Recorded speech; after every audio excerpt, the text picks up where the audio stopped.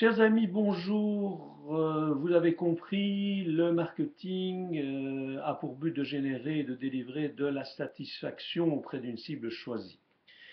Et donc, pour pouvoir délivrer de la satisfaction, il faut bien entendu comprendre les comportements des gens ou des entreprises ou des personnes auxquelles on va s'adresser. C'est tout le sujet de ce chapitre qui concerne le comportement des clients. Les clients aujourd'hui, plus que jamais, prennent leurs décisions en se basant sur deux éléments. D'une part, l'émotionnel et d'autre part, le rationnel. Et nous sommes à la croisée de ces deux types d'approches.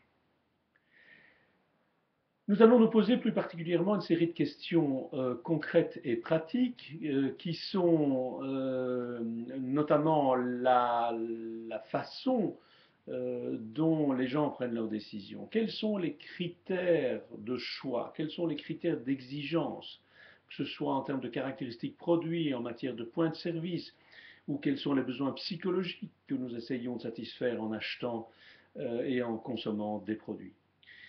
Nous essaierons aussi de savoir quels sont les éléments de prise de décision. Pourquoi choisit-on telle ou telle marque, tel ou tel fournisseur par rapport à un autre?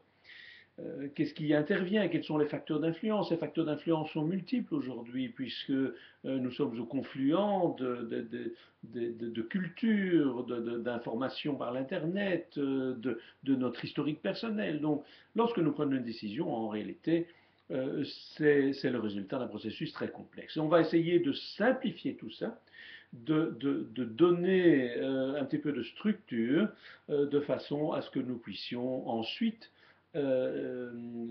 opérer des choix entre les différents groupes de clients ou de consommateurs.